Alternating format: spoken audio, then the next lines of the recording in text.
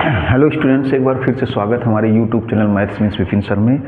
देखिए, आज के वीडियो में इंग्लिश मीडियम के लिए सेट चैप्टर लेकर के आए।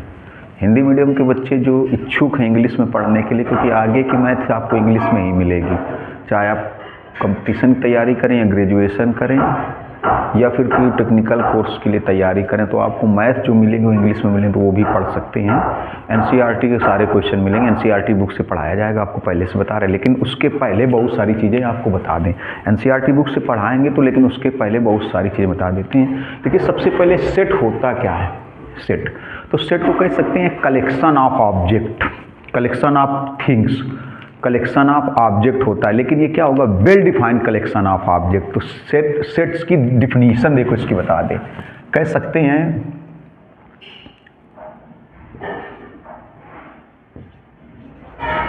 Well defined collection, well defined collection of object, well defined collection of object, well defined collection of object. अभी इसको बताएंगे। ऑब्जेक्ट्स मतलब जो कलेक्शन होता है, जो कलेक्शन होता है वो कह सकते हैं कि सेट है, लेकिन ए वेल डिफाइंड कलेक्शन आप कह सकते हैं a well defined collection of object, a well defined collection of object. मतलब जो ऑब्जेक्ट का जो कलेक्शन होता है, ऑब्जेक्ट मतलब हो गया वस्तुएं, थिंग्स हो गए, ऑब्जेक्ट मतलब हो गया वस्तुएं, थिंग्स, जो वेल डिफाइन होना चाहिए। लेकिन वो कलेक्शन का ऐसा होना, कलेक्शन मतलब संग्रह हो गया। हिंदी में जानना उससे कोई ज़रूरी नहीं है, अगर इंग्लिश में पढ़ना है तो। A well defined collection of object, well defined collection होना चाहिए। वेल डिफाइंड का मतलब यहाँ पर देखिए, बहुत लोग नहीं समझते होंगे। तो वेल डिफाइंड का मतलब हो गया कि जैसे तीन लोग हैं, तो अगर किसी तीन लोग अगर किसी एक ही पर्टिकुलर, किसी एक ही ऑब्जेक्ट के लिए एक ही चीज़ बोलें, मतलब उनके अलग अलग विचार नहीं होने चाहिए, अलग अलग थॉट्स नहीं होने चाहिए। जैसे किसी ने कहा कि नहीं, Sachin is a good batsman, Sachin is a good batsman, तो हो सकता है कि आप दो लोगों के लिए सचिन गुड बैट्समैन है, हो सकता है किसी तीसरे के लिए विराट कोहली गुड बैट्समैन। तो ये चीज़ यहाँ पर वेल डिफाइंड नहीं हुई। वेल डिफाइंड का मतलब हो गया कि सभी के लिए वही सेम राय होनी चाहिए। मतलब अगर किसी एक चीज़ को लेकर के अलग अलग लोगों के थॉट्स पूछे जाए तो सभी के लिए सेम थॉट्स होने चाहिए, सेम थॉट्स होने चाहिए। जैसे कह दिया जाए कि अगर मान लीजिए किसी क्लास में से 40 स्टूडेंट्स हैं, 40 स्टूडेंट्स में से कह दिया जाए कोई भी बच्चा एक पर्टिकुलर चुन लिया जाए, कोई बच्चा पर्टिकुलर चुन लिया जाए, कहते Sandeep is a good students. तो हो सकता है किसी टीचर के लिए संदीप गुड स्टूडेंट्स हो, लेकिन हो सकता है किसी टीचर के लिए संदीप गुड स्टूडेंट्स ना हो। तो ऐसी चीज़ें, मतलब हर एक के लिए अगर किसी वेल डिफाइंड का मतलब यहाँ पर हो गया कि अगर जितने लोग किसी एक पर्टिकुलर, किसी एक चीज़ के लिए अपनी राय दे, तो फिर सबकी राय सेम ही होनी चाहिए, सबकी राय सेम ही होनी चाहिए। जैसे कहते हैं Mahendra Dhoni is a best captain, Mahendra Dhoni is a best captain. अब हो सकता है धोनी बेस्ट कैप्टन कुछ लोगों के लिए हो सकता है धोनी बेस्ट कैप्टन ना हो के Rohit Sharma is best captain हो जाए, Rohit Sharma is best captain. तो सबकी नज़रों में हो सकता है धोनी बेस्ट कैप्टन ना हो, कुछ लोगों की नज़रों में रोहित शर्मा बेस्ट कैप्टन हो जाए। तो यहाँ पर क्या, ये वेल डिफाइंड नहीं हुआ। वेल डिफाइंड का मतलब हो गया कि सबके लिए एक ही राय होनी चाहिए, सबके लिए एक ही राय होनी चाहिए। जैसे कह दिया जाए कि tiger is a dangerous animal, तो हो सकता है किसी किसी को टाइगर से ज़्यादा लायन इज डेंजरस एनिमल हो जाए। तो अलग अलग राय हो सकती है, अलग अलग थॉट्स हो सकते हैं। तो यहाँ पर ये वेल डिफाइंड होना चाहिए। वेल डिफाइंड में हम ये भी कह सकते हैं कि किसी भी चीज़ के लिए एडजेक्टिव वर्ड का यूज ना हुआ हो, जैसे गुड है, बेस्ट है, डेंजरस है, किसी की विशेषता ना बताई गई हो, किसी की। वेल डिफाइंड का मतलब हमने क्या बताया कि अगर किसी पर्टिकुलर 8-10 लोगों से हैं जैसे, और अगर किसी पर्टिकुलर थिंग्स को लेकर के उनका राय जाना जाए, उनके थॉट्स जाने जाए, तो सेम थॉट्स होना चाहिए, सेम थॉट्स होना चाहिए, अलग अलग थॉट्स नहीं होने चाहिए, अलग अलग थॉट्स नहीं होने चाहिए। तो अगर अलग अलग थॉट्स निकल करके आएंगे तो वेल डिफाइंड नहीं होगा, तो वेल डिफाइंड होना चाहिए। तो हम यहाँ पर कह सकते हैं वेल डिफाइंड के लिए एडजेक्टिव वर्ड यूज ना हुआ हो। जैसे कह दिया जाए कि Mohan is a good teacher, तो हो सकता है कुछ बच्चों के लिए Mohan is a good teacher है, कुछ बच्चों के लिए हो सकता है कोई अदर टीचर गुड हो। तो जैसे गुड है यहाँ पर क्या हो गया, एडजेक्टिव वर्ड हो गया, बेस्ट है एडजेक्टिव वर्ड हो गया, डेंजरस है एडजेक्टिव वर्ड हो गया। तो यहाँ पर हम लोग ऐसे भी कह सकते हैं कि अगर किसी चीज़ को डिफाइन किया जा रहा है तो एडजेक्टिव वर्ड ना यूज किया जाए। क्यों? क्योंकि किसी के लिए हो सकता है वो चीज़ गुड हो और हो सकता है किसी के लिए वो चीज़ बैड हो, और अगर सबके लिए सेम है तो वो वेल डिफाइन हो जाएगा। सबके लिए अगर वो सेम है तो फिर वेल डिफाइन हो जाएगा, लेकिन अगर सबके लिए सेम नहीं है तो वेल डिफाइन। जैसे कहते हैं सेट ऑफ नेचुरल नंबर, ये वेल डिफाइन है क्योंकि नेचुरल नंबर सबके लिए 1 to 1 से स्टार्ट होंगी, 1 2 3 4 5 ही होंगी। कोई भी पर्टिकुलर व्यक्ति हो नहीं, वो नहीं कहेगा कि नहीं हम नेचुरल नंबर 1 से स्टार्ट नहीं मानेंगे भाई, हम तो 2 से स्टार्ट मानेंगे, ऐसा पॉसिबल नहीं है। तो वेल डिफाइन का मतलब हो गया कि सबकी राय किसी पर्टिकुलर चीज़ के लिए सबके थाट्स सेम होने चाहिए, सबकी राय एक ही होनी चाहिए, अलग अलग राय नहीं होनी चाहिए। जैसे हमने आपको एग्जाम्पल समझा दिया, या कह सकते हैं कि एडजेक्टिव वर्ड यूज ना हुआ हो, एडजेक्टिव वर्ड यूज ना हुआ हो। ये कह दिया जाए, मान लीजिए कि Kanpur is the cleanest city,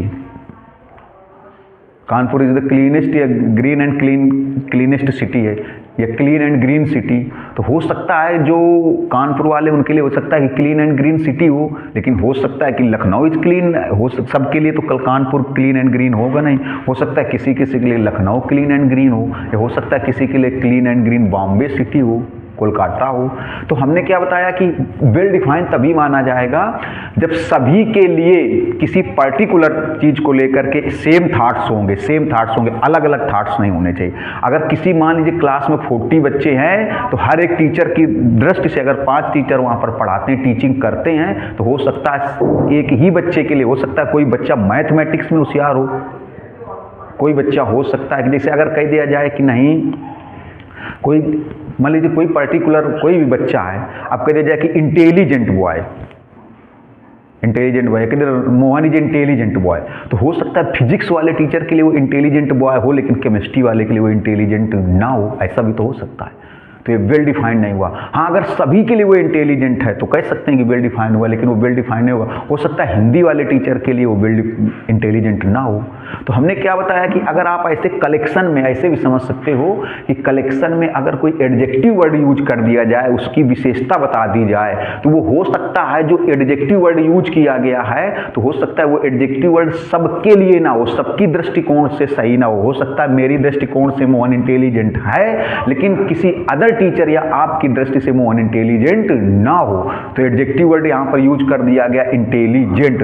तो हमने क्या बताया कि अगर किसी भी कलेक्शन में कोई एडजेक्टिव वर्ड यूज कर दिया जाए तो वो कलेक्शन फिर वेल डिफाइंड नहीं रहा। क्यों? क्योंकि हमने आपको बताया ना कि हो सकता है कि हमारी दृष्टि से कोई इंटेलिजेंट है लेकिन आपकी दृष्टि से वो इंटेलिजेंट नहीं है, तो फिर वो वेल डिफाइंड नहीं होगा। वेल डिफाइंड तो तभी होगा जब सबके लिए किसी पर्टिकुलर थिंग्स के लिए, किसी पर्टिकुलर व्यक्ति के लिए सबके थॉट्स एक ही हों। जैसे हमने कहा कि Sachin is the greatest batsman, हो सकता है कुछ लोग आने वाले यंगस्टर कह दिया जाए विराट कोहली इज ग्रेटेस्ट, विराट कोहली को ग्रेट मानते हो। हमने तो सचिन को मान लिया, कोई विराट कोहली को मानता है, कोई धोनी को मानता है, कोई रोहित शर्मा को मानता है। तो देखिए सबके थॉट्स सेम नहीं हुए। तो यहाँ पर कह सकते हैं कि अगर किसी पर्टिकुलर चीज़ के लिए ऐसे कह सकते हैं कि अगर एडजेक्टिव वर्ड यूज कर दिया जाए तो वो जो कलेक्शन होगा वो वेल डिफाइंड नहीं माना जाएगा। एडजेक्टिव वर्ड में जैसे गुड है, इंटेलिजेंट है, डेंजरस है, बहुत सारे ऐसे वर्ड हैं जो किसी चीज़ की विशेषता बताने लगे। एडजेक्टिव वर्ड यूज करने पर जो कलेक्शन हो गया पर्टिकुलर किसी के आगे एडजेक्टिव वर्ड यूज कर दिया जाए, जैसे कह दिया जाए कि नहीं Shahrukh Khan is a good actor, हो सकता है किसी के लिए Ajay Devgan is good actor. ठीक, तो एडजेक्टिव वर्ड यूज करने पर समझ लो कि एडजेक्टिव वर्ड यूज करने पर वो जो कलेक्शन होगा, या फिर कलेक्शन ना हो सिंगल चीज़ भी हो, क्योंकि सिंगल भी सेट होता है, तो वो फिर समझ लीजिए कि सेट नहीं होगा। वेल डिफाइन तभी माना जाएगा, ये समझ लीजिए कि वेल डिफाइन तभी माना जाएगा जब सभी किसी पर्टिकुलर चीज़ के लेकर या पर्टिकुलर कलेक्शन के लिए सभी के थॉट्स सेम होंगे, तभी वो वेल डिफाइन माना जाएगा, अदरवाइज वेल डिफाइन नहीं होगा। तो जो कलेक्शन है वो वेल डिफाइन होगा तभी सेट्स होगा। जैसे कह दिया जाए कलेक्शन आप, या कह दिया जाए all boys of this class या all boys of class first year, तो ये कलेक्शन ये सेट है। लेकिन कह दिया जाए ऑल, या कह दिया इंटेलिजेंट बॉयज ऑफ क्लास, तो इंटेलिजेंट बॉयज ऑफ क्लास ये कलेक्शन वेल डिफाइंड है। क्यों? किसी हमने क्या बताया, किसी टीचर की दृष्टि से कोई इंटेलिजेंट होगा, किसी टीचर के लिए कोई दूसरा इंटेलिजेंट होगा, किसी तीसरे टीचर के लिए कोई तीसरा इंटेलिजेंट होगा, तो यहाँ पर ये वेल डिफाइंड नहीं हुआ। लेकिन अगर कह दिया जाए कि नहीं all students of this class, all students of this class, तो ये सेट है। लेकिन कह दिया जाए कि intelligent students of this class, तो ये सेट नहीं है, क्योंकि हर एक टीचर की दृष्टि से कोई दूसरा बच्चा हो सकता है इंटेलिजेंट हो, सेम बच्चा इंटेलिजेंट ना हो, सेम स्टूडेंट इंटेलिजेंट ना हो। तो वेल डिफाइंड जो होगा, वेल डिफाइंड कलेक्शन होगा, उसी को हम लोग सेट बोलेंगे। थोड़ा सा एक चीज और बताना चाहेंगे आपको, कुछ चीजें जैसे कह दिया जाए कि नेचुरल नंबर, अगर कह दिया जाए सेट ऑफ नेचुरल नंबर, ये चीज समझना जरूरी। देखिए थोड़ा सा, हालांकि पता सबको होगा सेट ऑफ नेचुरल नंबर्स, ये सारी चीजें ऐसी हैं कि सबको पता होंगी कि सेट ऑफ नेचुरल नंबर्स क्या है, और मतलब लेकिन तब भी जानना जरूरी है कि सेट ऑफ नेचुरल नंबर, इसको n से डिनोट करते हैं। ये क्या हो जाएगा देखिए। अच्छा आपको बता दें, ये जो होते हैं ये क्या, इनको हम लोग करली ब्रैकेट में जो इसके एलिमेंट होते हैं, जो एलिमेंट होंगे सेट के, वो करली ब्रैकेट में ही नोट किए जाएंगे। जो सेट के एलिमेंट होंगे वो करली ब्रैकेट में ही नोट किए जाएंगे, ऐसे 1 2 3 4 5 इस तरीके से। ये हो गया, n से डिनोट करते हैं और करली ब्रैकेट में लेंगे। अगर कह दी जाए सेट ऑफ इंटीजर्स,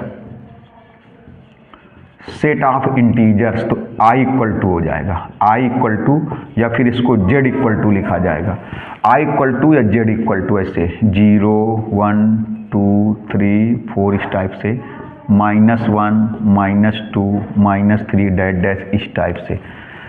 कह दी जाए set of positive integers, set of positive integers,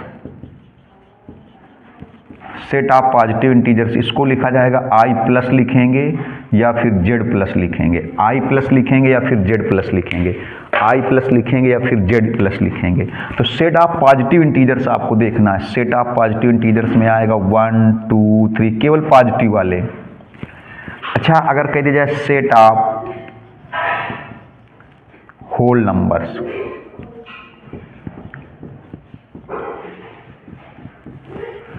set of whole numbers, देखिएगा जरा, सेट ऑफ होल नंबर्स में W इक्वल टू, तो होल नंबर का सेट क्या होगा 0 1 2 3 इस तरीके से। देखिए जो नेचुरल नंबर होती हैं वो +1 से स्टार्ट होती हैं, नेचुरल नंबर +1 से स्टार्ट होती हैं, और जो होल नंबर होती हैं वो 0 से स्टार्ट होती है। इंटीजर्स में क्या होता है, इंटीजर्स का मतलब हो गया नॉट डेसिमल, नॉट डेसिमल, जो डेसिमल में ना हो। इंटीजर का मतलब हो गया नॉट डेसिमल, जो डेसिमल में ना हो, डेसिमल में ना हो, दशमलव में ना हो। तो इंटीजर में क्या होगा, देखो पॉजिटिव भी होंगे, निगेटिव भी होंगे, जीरो भी होंगे। लेकिन अगर पॉजिटिव इंटीजर्स है तो प्लस के होंगे, अगर निगेटिव इंटीजर्स होगा तो -1 -2। देखिए set of negative integers, set of negative integers, set of negative integers में क्या होगा -1 -2 -3 इस टाइप से। ये हुआ set of negative integers, set of negative integers, set of negative integers. देखिए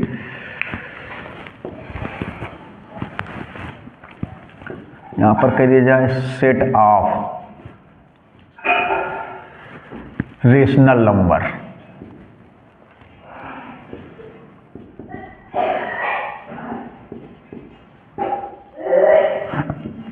numbers, set of rational numbers. तो रेशनल नंबर्स हम लोग क्यू से रिप्रेजेंट कर देते हैं, इस टाइप से होती है P/Q, P/Q आपको पता है where Q does not equal to 0, where Q does not equal to 0। और P और Q को प्राइम भी होनी चाहिए, P और Q को प्राइम भी होनी चाहिए, P and Q will be को प्राइम। को प्राइम मीन्स जिनका HCF 1 होगा, जिसका हाईएस्ट कॉमन फैक्टर 1 होगा। P एंड Q ये को प्राइम भी होनी चाहिए, P and Q will be को प्राइम। आपने पढ़ा होगा 9th या हाई स्कूल में कि जो रेशनल नंबर होती हैं वो किस टाइप से होती है, P/Q, where Q does not equal to 0 means denominator 0 नहीं होना चाहिए, Q does not equal to 0 होना चाहिए, और P और Q को प्राइम होनी चाहिए। P और Q कैसी होनी चाहिए, को प्राइम। को प्राइम का मतलब उनका हाईएस्ट कॉमन फैक्टर 1 होगा। को प्राइम का मतलब हो गया उनका हाईएस्ट कॉमन फैक्टर कितना होगा, 1 होगा। तो ये हो गया रेशनल नंबर हो गया। Irrational, irrational number, set of irrational,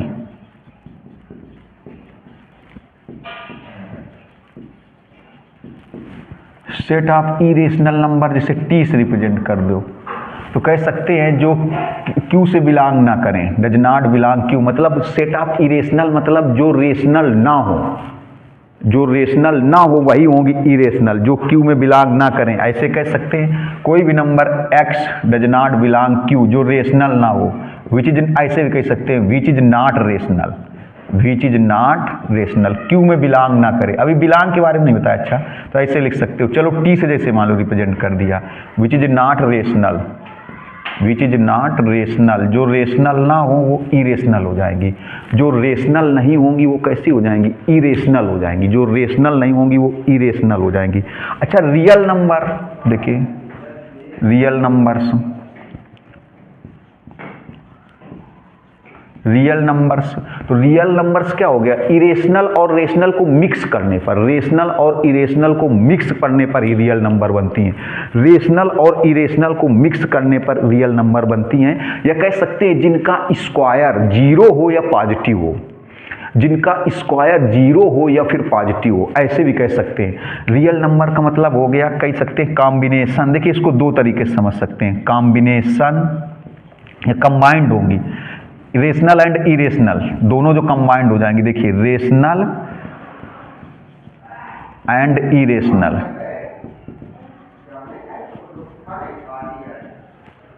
rational and irrational. या फिर कह सकते हैं जिनका स्क्वायर, जैसे कोई नंबर है जिनका स्क्वायर जीरो हो या पॉजिटिव हो, रियल नंबर वो होंगी जिनका स्क्वायर जीरो होगा या फिर पॉजिटिव होगा, ऐसे भी ध्यान रख सकते हैं। रियल नंबर वो होंगी जिनका स्क्वायर जीरो होगा या फिर पॉजिटिव होगा।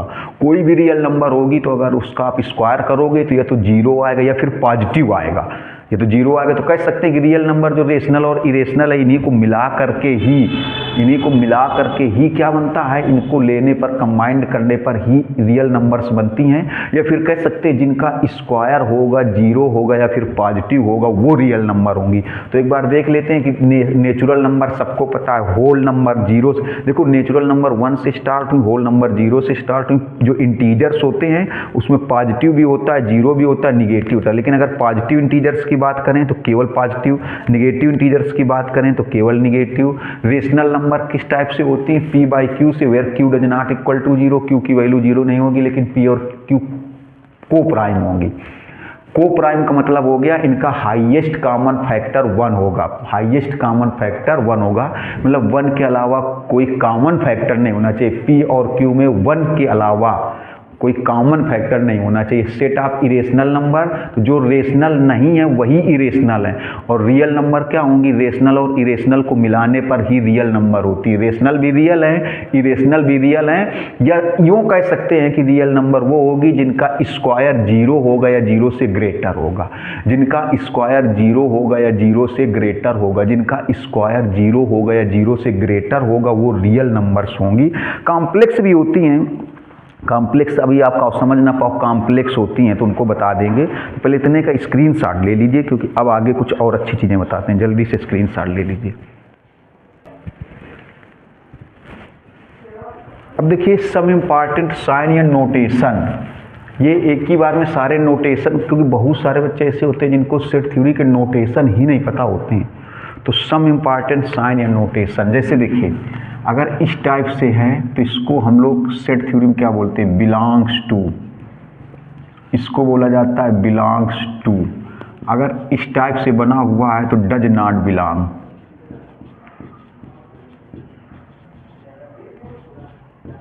Does not belong to. बहुत सारे साइन ऐसे होते हैं जो जैसे ऐसे बना है इस टाइप से तो इसको बोलते हैं सच दैट, सच दैट ऐसे भी होता है, अगर एक ऐसे लाइन खिंची हुई है लाइन ऐसे तो इसको भी सच दैट ही बोलते हैं, सच दैट बोलते हैं। ये देखिए ये जो इम्पॉर्टेंट नोटेशन है ये जानना बहुत ज़रूरी है, इसको बोलेंगे सच दैट ही बोलेंगे ऐसे। इसके बाद में अगर इस टाइप से बना हुआ है तो इसको बोलते हैं it is implies that, it is implies that, ये सारे साइन जानना बहुत जरूरी सेट चैप्टर पढ़ने से। इट इज इम्प्लाइज दैट अगर इस टाइप से बना हुआ है दोनों तरफ तो इसको बोलते हैं शॉर्टकट में, इसको ऐसे बोलते हैं, देखो if and only if, if and only if. Shortcut में इसको ऐसे भी लिख सकते हैं I double F. I double F का मतलब यही हुआ if and only if. I double F का मतलब यही हुआ if and only if. I double F का मतलब यही हुआ if and only if. I double F का मतलब if and only if. If and only if. I double F का मतलब हुआ इफ एंड ओनली इफ हुआ जा करके। गौर से देखिएगा इस टाइप से बना होता है। कभी कभी ऐसे इस टाइप से बना होता है, इसको बोलते हैं देयर एग्जिस्ट। देयर एग्जिस्ट बोलते हैं। देखिए जानना बहुत जरूरी, देयर एग्जिस्ट बोलते हैं, देयर एग्जिस्ट बोलते हैं। कभी ऐसे अगर मिलेगा आपको इस टाइप से तो ये यूनियन होता है, इसको यूनियन बोलेंगे सेट में। इनका सबका काम पड़ेगा एक ही जगह। इस टाइप से बना होगा तो ये इंटरसेक्शन हो गया, इसको इंटरसेक्शन बोलते हैं। अगर इस टाइप से बना होगा तो इसको फार ईच या फार एवरी बोलते हैं। फार ईच बोल देते हैं या फार एवरी बोल देते हैं या फार आल बोल देते हैं या फार एवरी बोल देते हैं। इस टाइप से जो उल्टा ए नहीं बना होता, उल्टा इस टाइप से। लेकिन इनको जानना इसलिए ज़रूरी, बहुत सारे बच्चों को इसमें से आधे नोटेशन नहीं पता होते हैं। जैसे इसको हम लोग क्या बोलते हैं, इट इज इम्प्लाइज दैट। इनका काम पड़ेगा सेट थ्योरी में। इसको if and only if shortcut में आई डबल एफ लिख देते हैं। इसको उल्टा ई जैसा बना होता है, थोड़ा सा इस टाइप से बना होता है, इसको देयर एग्जिस्ट बोलते हैं। ये तो मिलेगा ही, यूनियन है, ये इंटरसेक्शन है। इसको फार ईच या फार आल या फार एवरी बोलते हैं। इस टाइप से बना होगा, ओ सॉरी इस टाइप से तो इसको सबसेट बोलते हैं, सबसेट।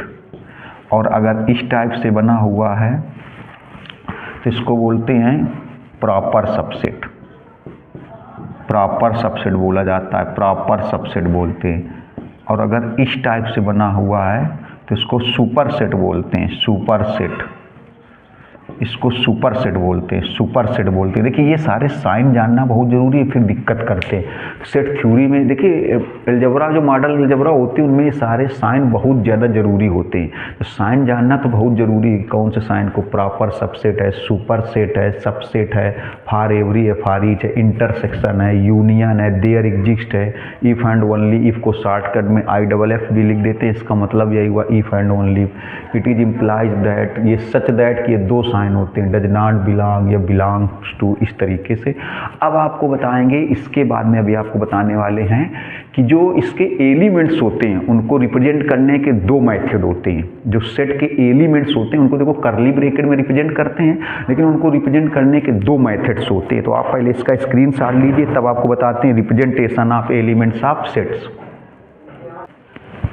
अब देखिए रिप्रेजेंटेशन ऑफ सेट बहुत ज़रूरी चीज़ है, बहुत इंपॉर्टेंट चीज़ है। तो इसके लिए दो मेथड होते हैं। देखिए एक होता है टेबुलर मेथड, रोस्टर या टेबुलर इसको बोलते हैं, रोस्टर और टेबुलर मेथड। रोस्टर और टेबुलर मेथड होता है। और एक होता है set builder form, set builder method या सेट बिल्डर फॉर्म होता है। देखिए तो इनको जो इसके एलिमेंट हैं, इसके जो एलिमेंट हैं इनको रिप्रेजेंट करने के लिए set builder form, set builder method के सेट बिल्डर फॉर्म ही लिखो। सेट बिल्डर फॉर्म हो गया और रोस्टर या टेबुलर फॉर्म हो गया। रोस्टर या टेबुलर फॉर्म हो गया, रोस्टर या टेबुलर मेथड, ये दोनों एक ही मतलब, चाहे रोस्टर लिख दो चाहे टेबुलर लिख दो, लेकिन इसको तो सेट बिल्डर फॉर्म बोलते हैं। कैसे, जो एलिमेंट हैं कैसे रिप्रेजेंट किए जाते हैं। जैसे मान लीजिए एक एग्जांपल से समझिए, ऐसे लिखा हुआ है AEIOU, ये किस फॉर्म में लिखें, रोस्टर या टेबुलर फॉर्म में लिखें। यही चीज़ अगर इधर लिखी जाएगी तो इसको ऐसे लिखोगे एक्स सच दैट एक्स। देखिए सच दैट के अभी हमने आपको दो साइन बताए थे, सच दैट के अभी हमने आपको दो चिन्ह बताए थे, दो नोटेशन बताए थे, दो नोटेशन। तो AEIOU ये सेट या टेबुलर मेथड है। अब अगर इसी को कन्वर्ट करके सेट बिल्डर फॉर्म में लिखना है तो सेट बिल्डर फॉर्म में देखिए कैसे लिखेंगे, x such that x, x such that x, Babel of लिखेंगे, बाबेल ऑफ इंग्लिश अल्फाबेट।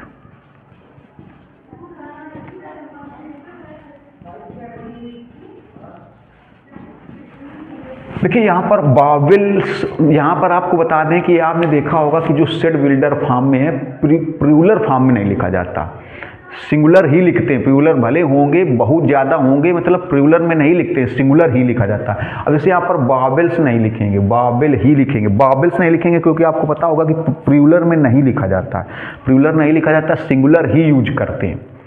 होंगे प्लूरल में ही, लेकिन उसको सिंगुलर ही यूज किया जाता है। ये चीज़ बहुत बच्चे गलत कर देते हैं। बहुत ही छोटी चीज़ है कि सेट बिल्डर फॉर्म में जब लिखते हैं तो सिंगुलर में ही लिखा जाता है, सिंगुलर फॉर्म लिखा जाता है, प्लूरल फॉर्म नहीं लिखा जाता। होंगे प्लूरल में ही है, देखो AEIOU, लेकिन यहाँ पर देखो बाबेल्स नहीं लिखेंगे, बाबेल ही लिखेंगे, सिंगुलर में ही लिखा जाता है, प्लूरल में नहीं लिखा जाता है। ये बहुत छोटी छोटी चीज़ें हैं, ये जो आपको ध्यान देना होगा। तो एक्स सच दैट का आप ऐसे भी लिख सकते थे, एक्स सच दैट एक्स ऐसे भी लिख सकते थे, x such that x, Babel of English alphabet. जैसे मान लीजिए कहीं पर ऐसे लिखा है 2 4 6 8, इस टाइप से लिखा है, तो रोस्टर या टेबुलर मेथड है, रोस्टर या टेबुलर मेथड है। इसका अगर सेट बिल्डर फॉर्म बनाएंगे तो आप ऐसे लिखोगे x such that x, x such that x even positive integers, even positive integers, even positive. या फिर आप इसको ऐसे भी लिख सकते हो, इसी को ऐसे भी लिख सकते हो। सच दैट का देखिए कोई भी साइन यूज कर सकते हो, यहाँ पर सच दैट का कोई भी साइन यूज कर सकते हो। आप इसको ऐसे भी लिख सकते हो x such that x equal to 2n where n belong capital N, ऐसे भी लिख सकते हो n बिलोंग कैपिटल N। देखो लिखा है x such that x equal to 2n where, देखिए यहाँ पर थोड़ा सा where n belong capital N, ये भी सही है, n बिलोंग कैपिटल N, क्योंकि देखिए ये आपने जैसे लिख दिया यहाँ पर 2n लिख दिया, ठीक, मेरी बात समझना, 2n लिख दिया और आपने लिख दिया n belong capital N। n किस में बिलोंग करता है? Capital N। और कैपिटल N का मतलब क्या हुआ? 1, नेचुरल नंबर 1 2 3 4 5 इस तरीके से। और आपने क्या लिखा है? 2n। अब n की वैल्यू देखिए किस में बिलोंग करती है? कैपिटल N से बिलोंग करती है। n की वैल्यू कैपिटल N में बिलोंग करती है, मीन्स n की जो वैल्यू होगी वो नेचुरल नंबर होगी। ये जो स्मॉल n की वैल्यू होगी वो नेचुरल नंबर होगी। स्मॉल n की जो वैल्यू होगी वो नेचुरल नंबर होगी। स्मॉल n की वैल्यू नेचुरल नंबर। तो जब n की जगह 1 लेंगे, नेचुरल नंबर से 1 लेंगे तो 2 1 जा 2 बनेगा। फिर n की वैल्यू 2 रखेंगे, क्योंकि देखो n की वैल्यू लेना किससे? नेचुरल नंबर से लेना है। n की वैल्यू किससे लेना है? नेचुरल नंबर से। तो नेचुरल नंबर में जब 1 लेंगे तो 2 1 जा 2 आ जाएगा। नेचुरल नंबर में 2 लेंगे तो 2 2 जा 4 हो जाएगा। नेचुरल नंबर में 3 लेंगे तो 2 3 जा 6 हो जाएगा। नेचुरल नंबर में 4 लेंगे तो 2 4 जा 8 हो जाएगा। 2 4 जा क्या हो जाएगा? 8 हो जाएगा। इस टाइप से हो जाएगा। तो इसको ऐसे भी लिख सकते हो, ऐसे भी लिख सकते हो, इवन पॉजिटिव इंटीजर। सपोज करिए मान लीजिए ऐसे लिख दिया जाए, सॉरी ऐसे लिखा हुआ है 1 4 9 16 25 इस तरीके से। तो इसको आप क्या लिख सकते हो? X such that X square of natural number, square of natural numbers या square of positive integers, square of natural numbers, square of natural number. Square of natural number का मतलब हुआ 1 का स्क्वायर 1, 2 का स्क्वायर 4, 3 का स्क्वायर 9, 4 का square 16। या फिर इसी चीज़ को आप ऐसे भी लिख सकते थे x such that x equal to n square. फिर ऐसे लिख सकते हो where n belong to capital N, n belong to capital N, n belong to capital N। n square लिख दिया, इधर लिख दिया, देखो आपने लिख दिया n स्क्वायर। और n किस में बिलोंग करता है? कैपिटल N में। कैपिटल N की वैल्यू जब 1 लोगे तो 1 का स्क्वायर 1। कैपिटल N मतलब नेचुरल नंबर, नेचुरल नंबर में 1 लोगे तो 1 का स्क्वायर 1। नेचुरल नंबर में 2 लेंगे तो 2 का स्क्वायर 4। नेचुरल नंबर में 3 का स्क्वायर 9। इस टाइप से ये भी आ जाएगा। सपोज करिए मान लीजिए ऐसे लिखा होता 5 10 15 20 25, बस यहाँ डैश डैश ना होता। यहाँ डैश डैश नहीं है मान लीजिए। अब कह दिया जाए इसको आप लिखो जरा सेट बिल्डर फॉर्म में, तो आप लिखोगे एक्स सच दैट का कोई भी साइन यहाँ यूज कर सकते हो, सच दैट का कोई भी साइन यूज कर सकते हो। तो आप इसको लिखोगे 5n वेयर, ऐसे लिखोगे n belong capital N and n is less than or equal 5, n is less than or equal 5, ऐसे लिखना पड़ेगा n is less than or equal 5। देखिए अब इसको थोड़ा समझिएगा, इसको लिखा है कि 5n वेयर n किस में बिलोंग करता है, कैपिटल N में, लेकिन वो जो n की वैल्यू है वो 5 के इक्वल या 5 से लेस ही रहेगी। जो n की वैल्यू, इन दो चीज़ों से समझिएगा, इन दो चीज़ों से देखो n बिलोंग कैपिटल N और n की वैल्यू लेस देन आर, देखो तो कैपिटल N में क्या होता है 1 2 3 4 5 6 7 इस तरीके से सब होता है, लेकिन नहीं n की वैल्यू कितनी होगी 5 होगी या 5 से कम होगी। नेचुरल तो होगी, नेचुरल नंबर तो होगी लेकिन 5 या 5 से कम होगी, नेचुरल तो होगी लेकिन 5 या 5 से कम होगी। तो नेचुरल नंबर तो होगी, देखो तो ये चीज़ यहाँ तक होगी, केवल यहाँ तक 5 तक, क्यों तो इसका मतलब n की वैल्यू कितनी होगी, देखो 1 2 3 4 5 इतनी होगी। n की वैल्यू नेचुरल तो होगी लेकिन 5 या 5 से कम होगी, नेचुरल नंबर तो होगी। n की जो वैल्यू है, देखिए जो n की वैल्यू है वो नेचुरल नंबर होगी लेकिन 5 के इक्वल या 5 से लेस होगी। नेचुरल नंबर होगी लेकिन 5 के इक्वल या 5 से लेस होगी। नेचुरल नंबर होगी लेकिन 5 के इक्वल होगी या 5 से लेस होगी। तो नेचुरल नंबर जो 5 के इक्वल या 5 से लेस, तो क्या आएगा 1 2 3 4 5। अब देखिए यहाँ पर x इक्वल 5n, तो n की वैल्यू जब 1 लोगे तो 5 1 जा 5 आएगा। n की वैल्यू 2 लेंगे तो 2 5 जा 10 आएगा। n की वैल्यू 3 होगी तो 3 5 जा 15 आएगा। n की वैल्यू 4 होगी तो 4 5 जा 20। n की वैल्यू 5 तो 5 5 जा 25। मतलब जो n है यहाँ पर वो नेचुरल है but less than or equal 5 है, लेस देन आर इक्वल 5, 5 के इक्वल या 5 से लेस होगा। चलिए जैसे सपोज करिए इस टाइप से लिख दिया जाए, ये समझना बहुत जरूरी।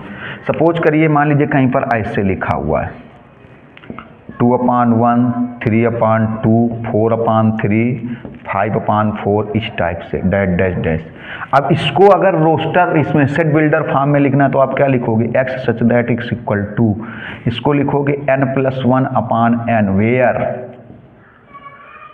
वेयर n बिलोंग, ऐसे where n belong capital n belong capital N, ये चीज़ आएगी। देखिए n belong capital x such that x equal to n+1/n, n+1/n where n belong capital N। क्यों, देखिए n किस में बिलोंग कर, अब यहाँ पर डैश डैश है तो कोई कंडीशन नहीं लगाई गई, इसमें आगे 5 तक ही क्यों था, क्योंकि 5 5 जा 25। जब यहाँ पर 5 रखेंगे तो 5 5 जा 25। अगर 5 के आगे 6 ले लेते मान लो, तो यहाँ 6 रिप्रेजेंट 6 सब्सटीट्यूट करते, n की जगह 6 लेते, 6 5 जा 30 और इसमें 30 नहीं है।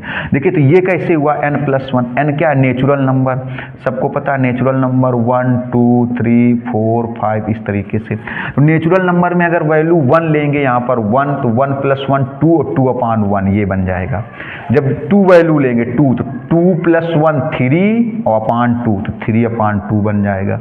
जब नेचुरल नंबर में 3 वैल्यू लेंगे 3, तो 3 और +1 4 और 3 तो 4/3। नेचुरल नंबर में 4 लेंगे तो 4+1 5 और 4 ये वैल्यू बन जाएगी। तो देखिए तो इस तरीके से जो इसके एलिमेंट्स हैं वो उसको रिप्रेजेंट करने के 2 मेथड होते हैं, रोस्टर या टेबुलर फॉर्म होता है, रोस्टर या टेबुलर मेथड होता है, एक सेट बिल्डर मेथड या सेट बिल्डर फॉर्म होता है। समझ गए कि नहीं, थोड़ा सा कुछ एग्जाम्पल आपको समझाए तो इनका पहले स्क्रीनशॉट लीजिए, बहुत अच्छी चीज़ बताई गई, बहुत अच्छे ढंग से समझाया गया इनको। देखिए फर्स्ट वीडियो में हमने अभी स्टार्ट किया इंग्लिश मीडियम के लिए, तो इसमें हमने इसके बारे में सारी चीज़ें बता दी सेट के बारे में। अब एनसीईआरटी की बुक से अगले वीडियो में एनसीईआरटी की बुक से 1.1 एक्सरसाइज के क्वेश्चन सॉल्व कराएंगे। तो आप लोग अपने सामने एनसीईआरटी की बुक के क्वेश्चन सॉल्व करना है तो बुक अपने सामने रख लेंगे, एनसीईआरटी के 1.1 एक्सरसाइज के क्वेश्चन सॉल्व कराएंगे। अब अगर आपको लग रहा हो कि नहीं हमने समझाने के लिए 100% मेहनत की है, मैं मेहनत कर रहा हूं, तो आप हमारे चैनल को सब्सक्राइब कर लीजिए ताकि आने वाले समय में हर एक वीडियो का आपको नोटिफिकेशन मिलता रहे। इसलिए सबसे पहले सब्सक्राइब कर लीजिए, शेयर करिए, लाइक करिए, कमेंट्स करिए ताकि हमें पता चले कि आपको पढ़ के कैसा लग रहा है। मिलते हैं नेक्स्ट लेक्चर में, मिलेंगे एक्सरसाइज के साथ मिलेंगे। नमस्कार, धन्यवाद।